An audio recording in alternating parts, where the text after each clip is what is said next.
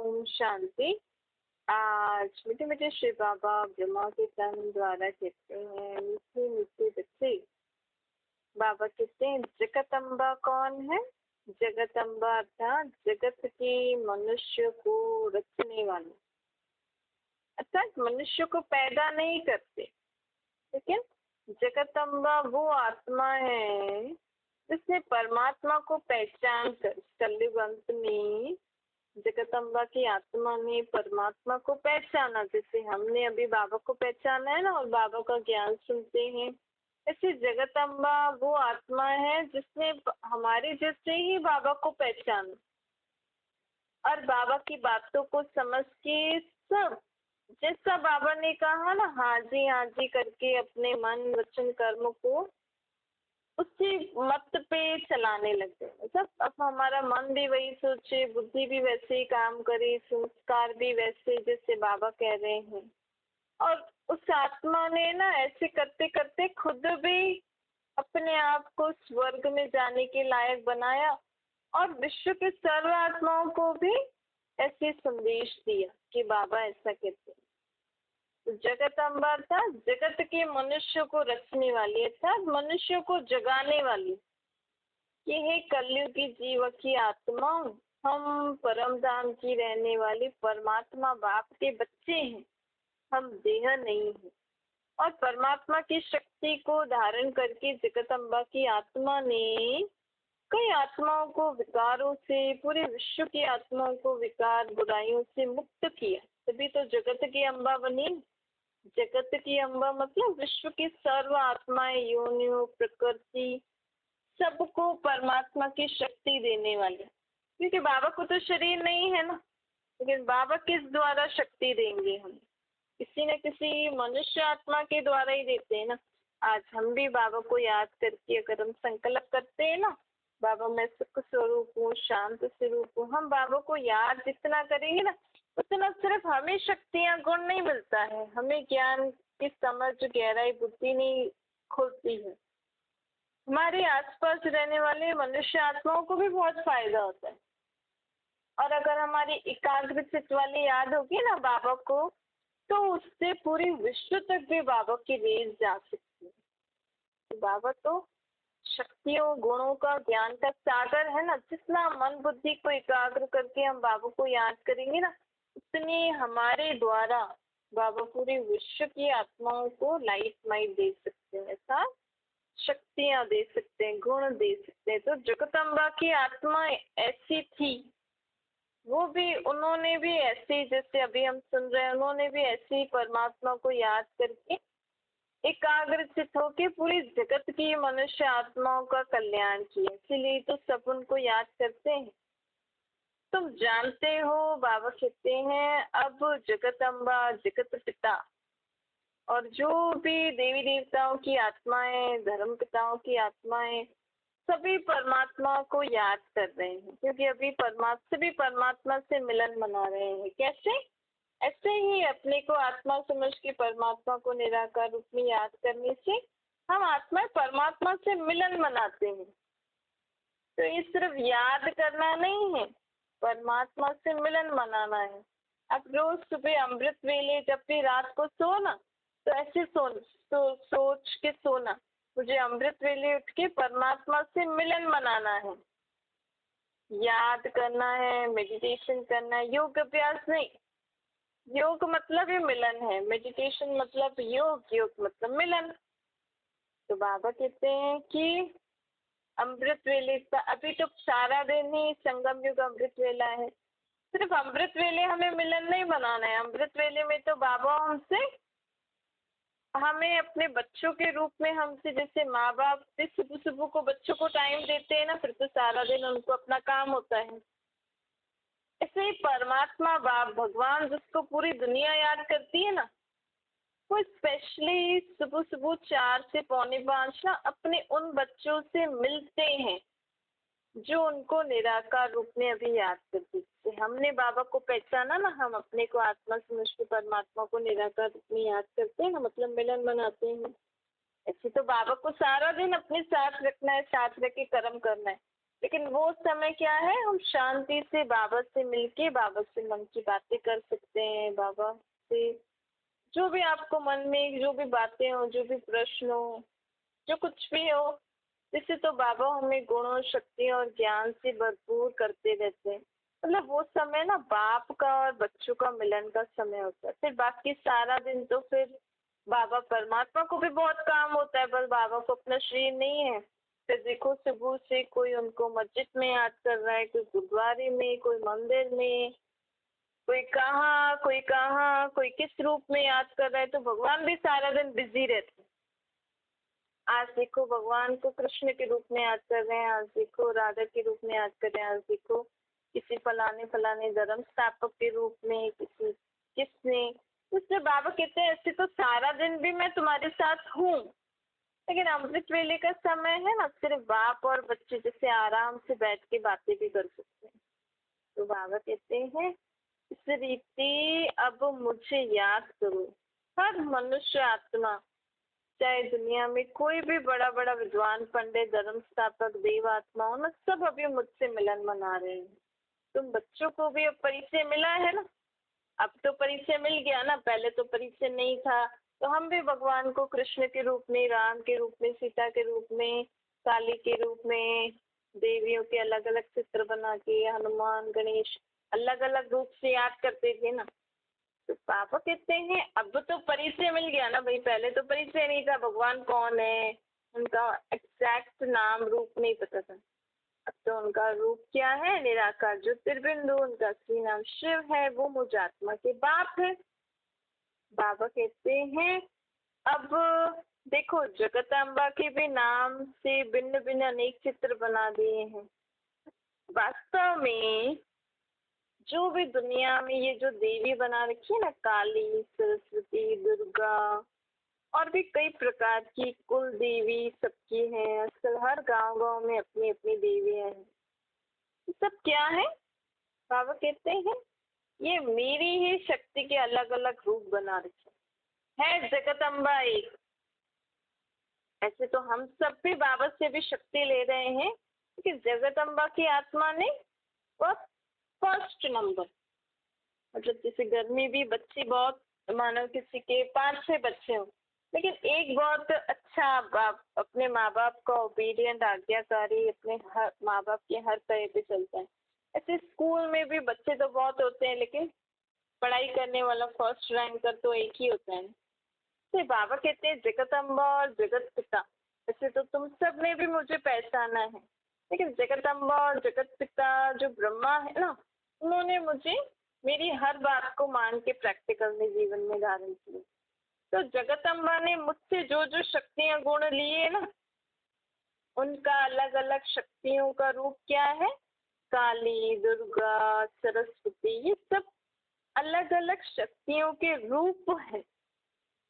तो हमें रूप की पूजा करें या वो शक्तियां परमात्मा को याद करके हम भी अपने अंदर धारण करें, जैसे जगदम्बा की आत्मा ने किया। धारण करें ना भाई, वो अच्छी बात है ना। बाबा कहते हैं देखो आज लोग काली की पूजा करेंगे, सरस्वती की करेंगे, क्या करेंगे, उनको वस्त्र आदि पहनाएंगे, स्नान आदि कराएंगे, आरती उतारेंगे, माला पहनाएंगे, भोग लगाएंगे। तो ये क्या हो गया, जैसे तो गुड्डे गुड़ियों का खेल हो गया।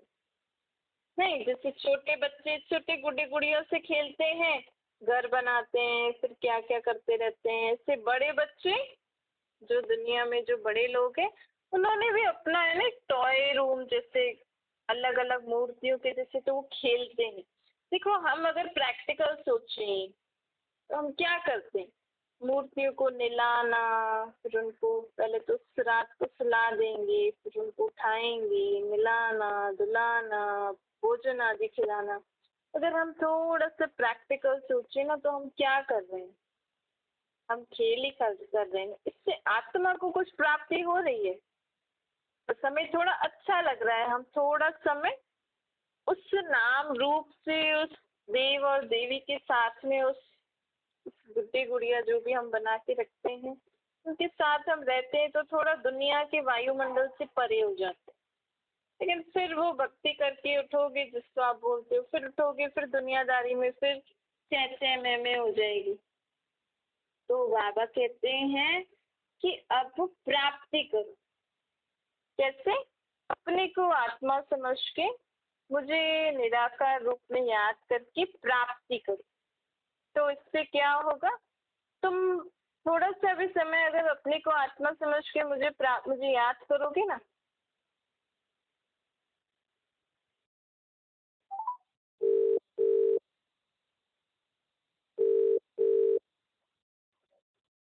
तो तो बाबा कहते हैं थोड़ा सा भी समय अगर तुम अपने को आत्मा समझ के मुझे याद करके अपनी आत्मा को मेरी गुण शक्ति ज्ञान से प्राप्त स्वरूप बनाओगे ना, तो तुम जब कर्म क्षेत्र में आओगे ना तो तुम शक्ति स्वरूप बन जाओ। अभी तक तो हमने जो किया सो किया, लेकिन बाबा अब हमें यथार्थ अर्थ बता रहे हैं हर एक चीज का। तो बाबा कहते हैं ये सब भक्ति की सामग्री है। अब आप देखो, द्वापर युग से आपने ऐसे किया। द्वापर युग से हमने पहले पहले शिवलिंग की पूजा करी, फिर राधे कृष्ण लक्ष्मी नारायण, फिर राम सीता, फिर हमने तत्वों की पूजा करी, यज्ञ किए, तप किए, फिर हमने अलग अलग शक्तियों की पूजा की मूर्ति बना के पूजा करी, फिर उनको पानी में डुबो दिया। तो अगर आपको भक्ति से प्राप्ति होती तो द्वापर से कलयुग आता? नहीं आता ना। और अभी तो घोर कलयुग है और भक्ति भी लोग जोर शोर से कर रहे हैं, कलयुग भी जोर शोर से बढ़ रहा है। तो आखिर क्या हो रहा है? हम भक्ति कर रहे हैं कलयुग को बढ़ाने के लिए या कलयुग को खत्म करने के लिए? हमने द्वापर से भगवान को याद किया तो भगवान हमारी सुन रहा है नहीं सुन रहा है? द्वापर के बाद कलयुग क्यों आया? इसका मतलब हमें अभी तो समझना चाहिए ना। मतलब जो भी हम जिस भी प्रकार से भक्ति कर रहे हैं उससे हमें प्राप्ति नहीं हो रही, यथार्थ रीति प्राप्ति नहीं हो रही। अल्पकाल की प्राप्ति होती है। जैसे आज अब सुबह आपने भक्ति करी तो आपको थोड़ा समय अच्छा लगेगा, फिर शाम तक आते आते बैटरी डाउन हो जाती है, फिर कोई बात हो जाती है, फिर परेशानी, फिर आरती करो पूजा करो, फिर थोड़ी देर ठीक रहेगा, फिर परेशानी। उसको कहते हैं अल्पकाल की प्राप्ति। आज तक हम टेम्पररी भक्ति, मतलब टेम्पररी साधन है सुख का, थोड़े समय के लिए आपको सुख का, क्योंकि उस आप कलयुगी वायुमंडल से थोड़ी समय के लिए उस वायुमंडल से परे होके उन चीजों में चले जाते हैं, बस वहां तक। फिर आप वहां से निकल के बाहर आओगे, फिर आना तो दुनियादारी में है। तो वो तो थोड़ा समय वायुमंडल का असर रहता है, फिर भूल जाते हैं ना। फिर वैसे के वैसे ही कलयुगी दुनिया में इसको ये बोल दिया, इसलिए उल्टा सुल्टा हो गया, ये बोल दिया वापस वही। तो बाबा कहते हैं परमानेंट सोल्यूशन मैं तुम्हें बताने आई हूँ। बाबा कहते हैं अपने को आत्मा समझो, मुझे निराकार रूप में याद करने से तुम्हारे अंदर इतनी शक्ति गुण और ज्ञान आएगा कि हमें 2 युग सत्य त्रेता तक कोई भी प्रकार की भक्ति नहीं करनी पड़ेगी, कोई भी प्रकार की मेहनत नहीं करनी पड़ेगी। मतलब भगवान का नाम ही नहीं लेना पड़ेगा मुझे। वहाँ पे हमें किसी के आगे हाथ नहीं फैलाने, किसी के आगे सर नहीं झुकाना है। सभी आत्माओं को अपना अपना धन संपत्ति, मतलब हर आत्मा प्राप्ति स्वरूप होती है, उसको सर्व प्रकार का सुख होता है। चाहे वहाँ पे भले बड़े महाराजा महारानी होंगे, दास दासी भी होंगे, लेकिन दास दासी को ऐसा नहीं लगेगा कि ये बड़े हैं हम छोटे हैं। तभी तो लोग लक्ष्मी नारायण राधे कृष्ण के आगे गाते हैं ना, तुम मात पिता हम बालक थे। अब लक्ष्मी नारायण के तो अपने बच्चे होंगे, राधे कृष्ण तो शादी हुई नहीं है, तो माता पिता कहने का तो सेंस ही नहीं होता, वो तो लोग ऐसे बोल देते हैं। लेकिन राधे कृष्ण तो कुंवारे है ना। लक्ष्मी नारायण जब शादी, राधे कृष्ण जब शादी करेंगे, लक्ष्मी नारायण बनेंगे, तो उनके अपने बच्चे होंगे। हम क्यों उनको माता पिता कह रहे हैं? क्योंकि उनके राज्य में उनकी प्रजा, दास दासी, जो भी उनके संबंधी आदि होंगे, चाहे छोटे या बड़े, बड़े वो तो महाराजा महारानी तो उनके संबंधी भी बड़े ही होंगे, लेकिन सबको ना वो ऐसे बच्चों जैसे रखते हैं, जैसे वो माता पिता हैं और वो उन सबके बच्चे। इसीलिए अभी तक भक्ति में ऐसे गायन है। पर बाबा कहते हैं कि आप अभी मुझसे प्राप्ति करो तो सत्युग में आपको कोई प्रकार की कमी नहीं होगी। वहाँ छोटे को भी, दास दासियों को भी ऐसा लगता है नहीं हमारे पास जो है उसमें हम खुश हैं, खुशी रहेगी, प्राप्ति स्वरूप रहेगी। 2 युग तक भगवान को कोई याद नहीं करता। बाबा कहते हैं 2 युग तक मैं भी रेस्ट करता हूँ परम धाम में। अभी तो देखो हर घड़ी कोई ना कोई भगवान को बुला रहा है, तो भगवान भी द्वापर युग से बहुत बिजी हो जाते हैं, और अभी कलयुग में तो बहुत ही ज्यादा बिजी है। तो बाबा इस समय ऊपर से नीचे आ गए हैं। बाबा कह रहे हैं अब तुम मुझे अलग अलग रूप से, तो तुमने द्वापर युग से याद किया ना, तुम्हें फायदा तो हुआ नहीं। टेम्परेरी शक्ति गुण मिले, टेम्परेरी में तुम्हें थोड़ा सा मिला, तुम थोड़ी देर सुखी रहे फिर दुखी। अब मैं तुम्हें परमानेंट सोल्यूशन बताने के लिए नीचे आया हूँ। मेरा पार्ट अभी है नीचे आने का। अभी तक तो हमें भगवान से मिलने के अलग अलग रास्ते, अलग अलग तरीके लोग बताते थे ना। किसी धर्म स्थापक ने बताया, किसी गुरु ने बताया, किसी संत सन्यासी ने बताया, किसी पुस्तक में लिखा, किसी शास्त्र में लिखा, ऐसे करो तो भगवान की प्राप्ति होगी। तो हर धर्म में अपने अपने हिसाब से, और आजकल तो इतने सारे मत पंथ निकले, छोटे छोटे जो धर्म निकले हैं, छोटे छोटे लोग ऐसे अपना गुरु करके बैठे हैं। तो हर लोग अपने अपने हिसाब से भगवान से मिलने के लिए, प्राप्ति करने का रास्ता बता रहे हैं। लेकिन अभी तक कौन बताता था? मनुष्य आत्मा बताती थी। ये पुस्तक भी किसने लिखी है? गीता किसने लिखी है? भगवान ने लिखी है क्या? भगवान का तो हाथ ही नहीं है, भगवान कहाँ से गीता लिखेंगे? गीता, रामायण, जो भी शास्त्र है ना, जो भी ग्रंथ है, ये सब मनुष्य आत्मा ने लिखी है, मैंने नहीं। बाबा कहते मैंने नहीं लिखा है, मेरे तो हाथ ही नहीं है। मैं तो सत्य त्रेता द्वापर कलयुग में आता ही नहीं हूँ धरती पे, तभी तो लोग मुझे बुला रहे हैं। अगर भगवान इस सृष्टि पे आता, शास्त्र ग्रंथ लिखते, तो लोग तो इतने शास्त्र ग्रंथ पढ़ रहे हैं, फिर भी दुनिया में दुख हो रहा है। क्योंकि ये शास्त्र ग्रंथ भगवान, किसी भगवान ने लिखे ही नहीं है ना। भगवान का तो शरीर ही नहीं है, ये तो मनुष्य आत्मा ने लिखा है। क्योंकि जब लोग संन्यास करते थे या घर बार छोड़ के भगवान को याद करते थे, तो कितनी देर याद करेंगे? आखिर कुछ और भी तो लिखेंगे ना। तो जो जो जिसकी भी बुद्धि में टच हुआ वो लिखते गए। तो मनुष्य आत्माओं के ही ग्रंथ शास्त्र पढ़ रहे हैं ना। लेकिन अब वो बाबा कहते हैं अभी तक तो तुम मनुष्यों की मत में चल रहे थे ना, ऐसे करो तो ये होगा, ऐसे कर। अब मैं तुम्हें मत देता। बाबा बड़ा बड़ा बाबा है ना, बड़ा बड़ा परमात्मा भगवान बाप हमें मत देते हैं, तो उनकी मत भी बहुत ऊंची और सहज है। ऊंची भी है, सहज भी है। ऊंची क्यों है? क्योंकि अपने देह को भूलना है ना। भाई मैं आत्मा हूँ, अपने को आत्मा समझ के परमात्मा को निराकार रूप में याद करना है, तो ऊंची है ना। बाबा अभी कह रहे हैं मुझे कृष्ण के रूप के, राम के रूप में, देवी देवताओं के रूप में नहीं याद करो। लेकिन हमारी तो वही आदत है, पर किसी को कहो भगवान तो उनको कृष्ण, कृष्ण का रूप याद आएगा। किसी को क्या, किसी को क्या, किसी को क्या। लेकिन अब बाबा हमें, अब वो स्वयं भगवान आके कहते हैं कि मेरा रूप तो निराकार है। तुम्हें अगर बहुत काल के लिए प्राप्ति चाहिए, आधा कल्प सत्य त्रेता के लिए अगर तुम्हें मुझसे प्राप्ति चाहिए, वर्षा चाहिए, शक्तियां गुण चाहिए, तो अपने को आत्मा समझो, निराकार रूप में मुझे याद करो। तुम भी तो आत्मा हो। ये शरीर तो तुम्हारा टेम्पररी है, ऐसे शरीर तो तुमने 84 शरीर लिए हैं, और ये तुम्हारा अंतिम शरीर है। तो असल में तो तुम आत्मा हो ना, क्योंकि आज हम इस शरीर में हैं, कल किसी और शरीर में थे। भले होंगी यही आत्माएं जिनके आसपास हम रह रहे हैं ना, यही आत्माएं होंगी, लेकिन शरीर तो दूसरा था ना। तो बाबा कहते हैं अब तुम भी अपने असली स्वरूप को जानो। तुम्हारा असली स्वरूप है आत्मा निराकार, और मुझे भी निराकार रूप में याद करो, तो तुम्हारी आत्मा को प्राप्ति होगी। तुम्हारी आत्मा को शक्तियां, गुण, सुख, संपत्ति जो चाहिए ना, वो तुम्हारी आत्मा में भरता जाएगा। अभी मैं ज्ञान की संपत्ति दे सकता हूँ, वही सत्युग में तुम्हें स्थूल संपत्ति के रूप में मिलेगा। तो बाबा परमात्मा इस सृष्टि पर आकर हमें अपनी श्रेष्ठ मत दे रहे हैं। हमें बाबा जो हमें ज्ञान दे रहे हैं ना, इसी ज्ञान को कहा जाता है गीता ज्ञान।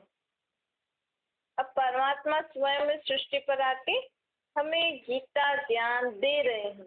देखो गीता में लिखा है भगवान वात्स्य, तो भगवान ने कभी वात्स्य किया था, लेकिन जो दुनिया में गीता लिखी है वो व्यास ने लिखी है, भगवान ने नहीं लिखी है।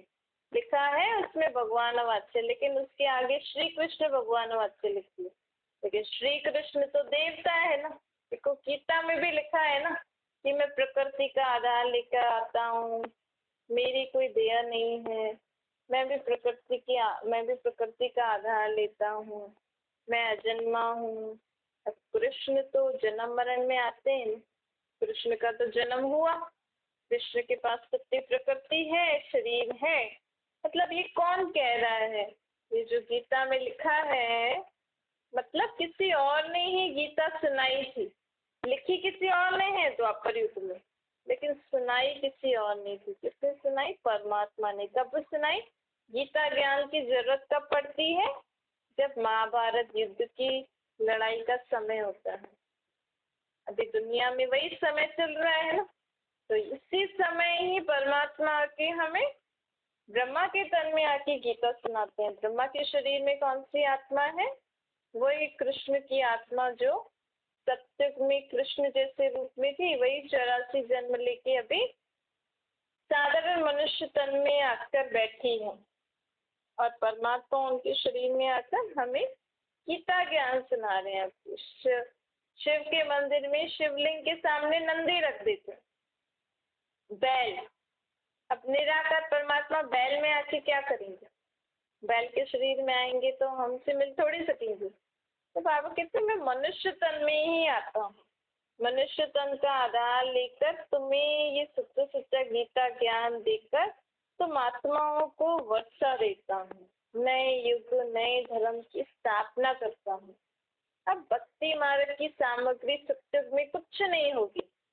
सत्युग में तो चैतन्य में राधे कृष्ण होंगे, चैतन्य में लक्ष्मी नारायण होंगे, त्रेता में चैतन्य में राम सीता होंगे। तो अगर हम आत्माओं को उनकी दुनिया में चलना है, बाबा कहते याद तो बहुत करते हो, कृष्ण का जन्मदिन मनाते हो, राधिका मनाते हो, फिर उनका कॉरोनेशन डे दिवाली मनाते हो, तो अब उस दुनिया में जाने के लिए भी तो वैसा बनना पड़ेगा ना।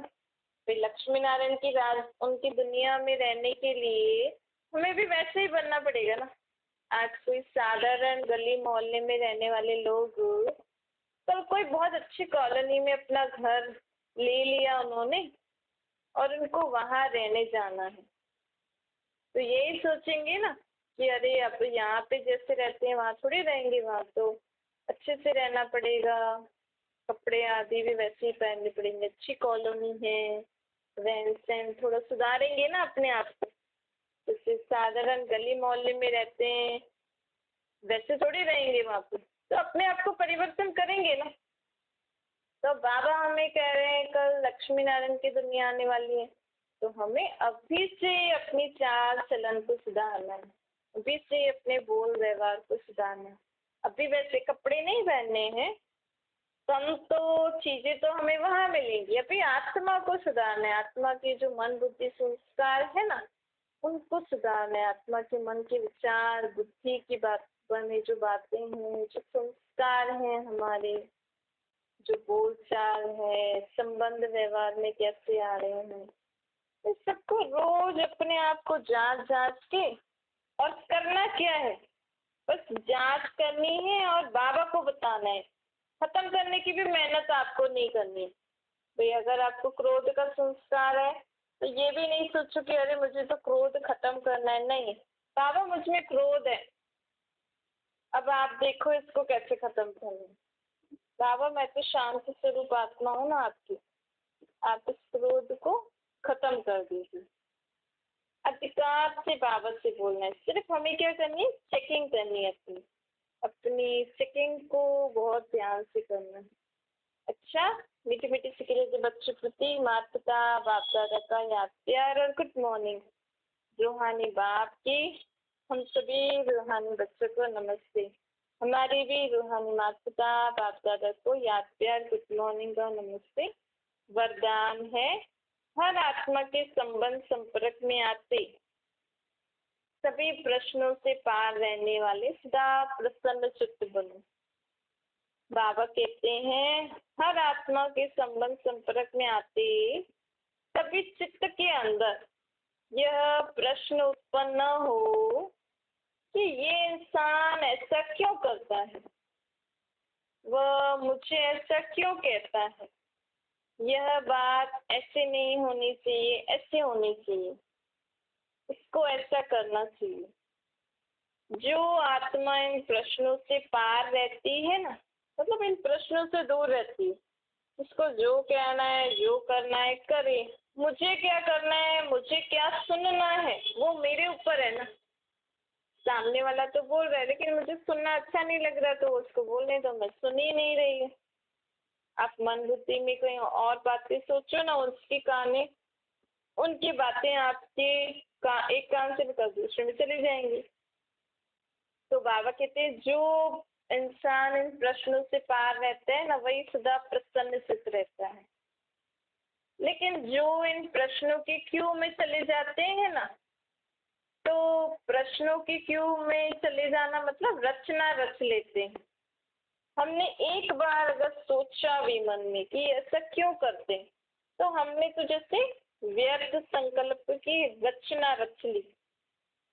क्यों, क्या, कैसे, कब, कहाँ, जैसे ये मन में ये शब्द आए मतलब आपने व्यर्थ थॉट्स को बर्थ दे दी। फिर देखना इसकी, ये जब अब किसी को बर्थ दिया, समझो कोई बच्चा पैदा करता है तो उसकी पालना करनी पड़ती है ना, फिर बड़ा होता है, फिर उसको कुछ सिखाना पढ़ाना ये सब होता है।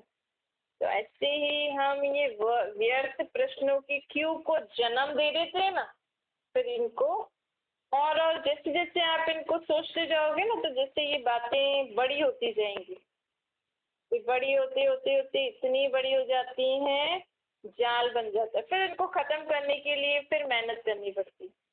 इसीलिए अब जैसे ही मन में के का कोई भी शब्द आए, क्यों, क्या, कहाँ, कब, कैसे, वहां पे बाबा आप ये ले लीजिए, तो आपका समय और एनर्जी बच जाएगा और आप प्रश्न चित्त के बजाय प्रसन्न चित्त रहोगे। कभी कभी किसी की लाइफ में भी ऐसा होता है ना, तो हम सोचने लग जाते हैं इसके साथ ऐसा क्यों हुआ। लेकिन बाबा कहते हैं अब वो आत्मा का इससे क्या हिसाब किताब है, हमें इससे पूरा पता नहीं होता है ना, इसीलिए बाबा को दे देना ही ठीक है। हमें सबके लिए दुआएं करो, अगर किसी के साथ कुछ ऐसा हुआ भी है तो बाबा को बोल के उस आत्मा को ब्लेसिंग दो, ज्यादा सोचो नहीं। स्लोगन है अपने नैनों में बिंदु रूप बाप को संभालो। अगर हमारे नैनों में ही बाबा होंगे तो और कोई चीज समा ही नहीं सकेगी। कौन से नैन में? बुद्धि रूपी नैन में। हमारी आत्मा में जो बुद्धि है ना, वो आत्मा का नैन है, तीसरा नेत्र है। अगर हमारे तीसरे नेत्र में बाबा का निराकार रूप का चित्र होगा तो और कोई चित्र आ ही नहीं सकता है। बस बाबा बाबा बाबा बाबा की बातें, बाबा का चित्र और बाबा की श्रेष्ठ